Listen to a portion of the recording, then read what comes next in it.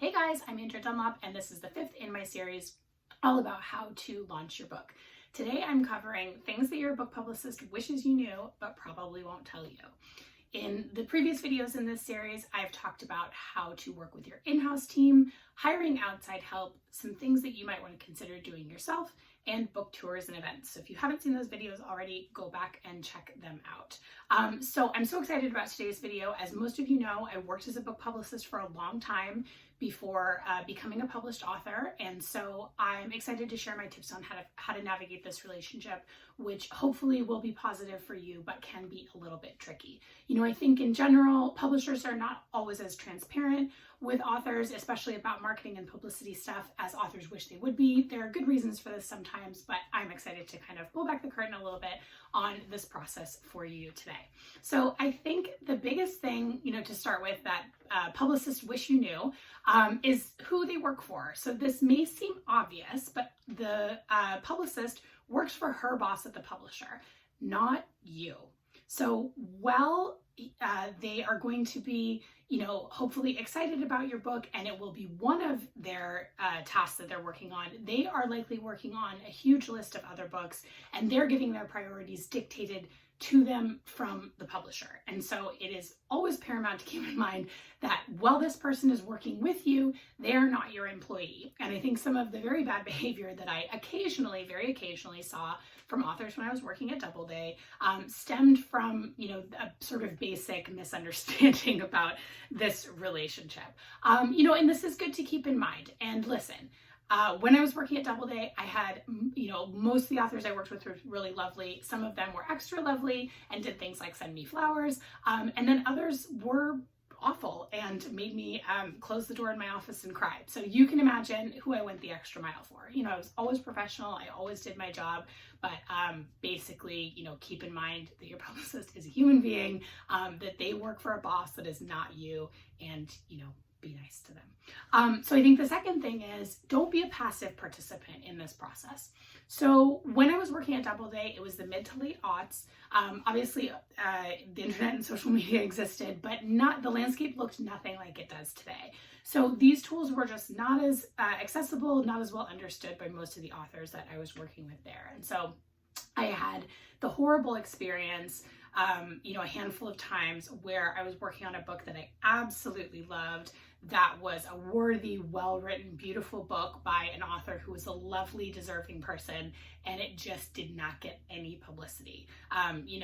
Sometimes you just couldn't get any media people interested in a book for whatever reason. And so that book would just, sort of slip below the waves. And that was really heartbreaking for me as a publicist. I, in general, really cared about the books that I was working on. And so the good news is that never has to be you. The landscape has changed a lot. There are many, many tactics you can use to market your own work really easily without doing something like, Elin Harris did for his book, which was drive around with copies in the back of his trunk to beauty salons in Atlanta. That's an, admirable endeavor, but obviously takes a lot of time. So there's so many things you can do that are easier now. I'm going to cover those tactics in future videos. But I think, the thing to keep in mind here is, be involved in your own marketing process, be sending your publisher updates about things that you are doing yourself, not always just asking them, what they're doing for you. And I think that, number one, this will give you some control over the process, which is really good. And obviously building readers is a lifelong endeavor that you should always be working on. And it'll have the benefit also of making the people who are working with you in-house more excited. That enthusiasm, that you bring for your own project, you should be your book's biggest champion. And that enthusiasm can be really catching. So it's always fun to work with someone that's excited about their own book, that's really in the hustle, that's doing interesting creative things on their own behalf. So the third thing to know that probably your book publicist is not going to say to you is that securing publicity for books is really, really hard. There is a reason that this job has an incredibly high burnout rate. Publicists, even really great ones that have good connections, that are coming up with creative pitches, that are, covering all their bases and really hustling, cannot guarantee media coverage. It's just the nature of the job. You're pitching people, and those people, editors, producers, etc., decide what to cover. So you just cannot guarantee results. And this has really become only more complicated as the years have gone by. The media landscape right now, in some senses, is really contracting when you talk about traditional media outlets like radio and, print media, television. A lot of those places, their staffs have shrunk. And they're not giving as much coverage to books, if they're giving any. And then on the other hand, you have these parts of the media landscape that are exploding, like the influencer marketplace.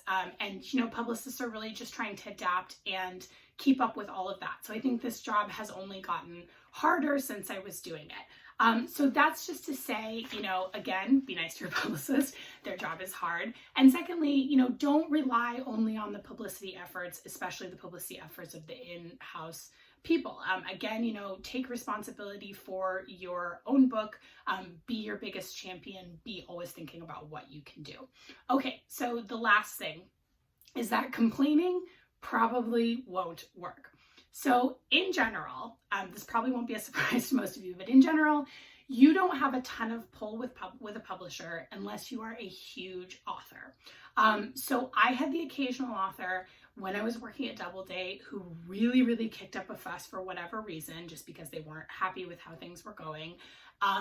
They would call us, they'd call their editor to complain about their publicist, they'd have their agent call, etc. And I never saw this work for anyone who did it. I never saw this accomplish anything other than getting the in-house people who were usually, working really hard on that person's behalf to dislike them and sort of make that author, make their jobs basically harder. And also it took up a lot of time that we could have otherwise been spending, pitching media for them, which is what we wanted to be doing. So, in one case, I had an author who was so terrible to the publicity team that my boss actually cut her off. She was at one point in the campaign no longer allowed to talk to the publicity department because she'd been so rude. So, don't be that author.